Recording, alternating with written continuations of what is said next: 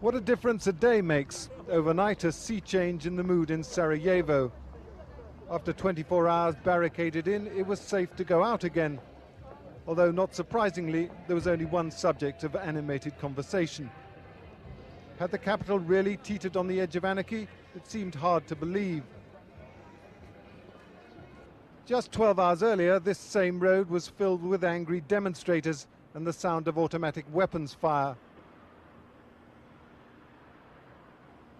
Sarajevo belongs to the people was one newspaper headline, agreement to lift the barricades another.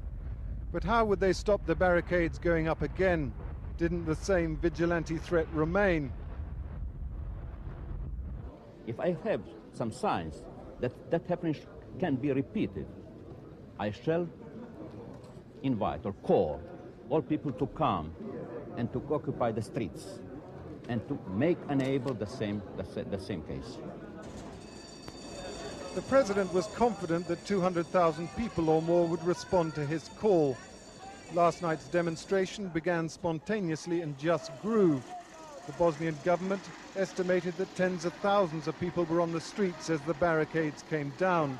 This refuse truck had been part of one. What is the real aim of these barricades?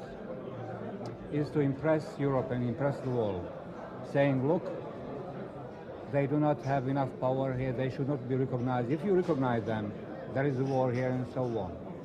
Now these demonstrations show that only a few militants are doing this, and the citizens of Sarajevo and Bosnia and Herzegovina are against them.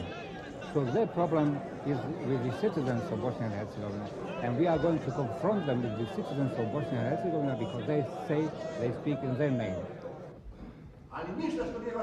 As yet today, there's been no public statement from the Serbian Democratic Party, who've been accused of organizing the barricades. This was the party leader addressing a rally on Saturday in Banja Luka, a Serb stronghold.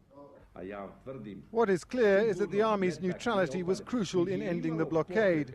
The army commander in Sarajevo said today it had been imperative for them not to intervene. Tonight, a threat was made against an independent Yugoslav television company operating from the TV station here.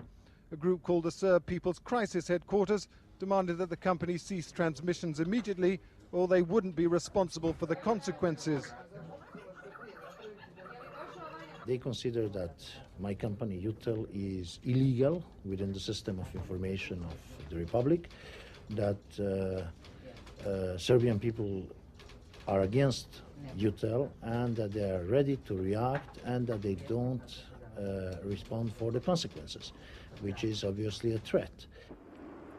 The Bosnian foreign minister has regarded himself as the foreign minister of an independent state since the parliamentary vote in favor in January. But still to be negotiated in tripartite talks between Muslims, Serbs and Croats is the exact internal administration of the country. Red for Serb, blue for Croat, green for Muslim. The ethnic map raises one question. There's also the question of what kind of European country this will be, with Muslims the largest single group. Bosnia and Herzegovina belongs to all people. This is Europe. We are all European people, including Muslims. We are all European people. We want everyone to have the same rights here. And it's up to you to choose whatever you want to be. You may make a Buddhist temple if you like. It's up to you. But this is a secular state, law above everyone. Certainly there are challenges ahead here, not least up in the mountain villages where there are still a few barricades. There is also the Serb leadership who still very much have to have their say. Nicholas Glass, ITN, Sarajevo.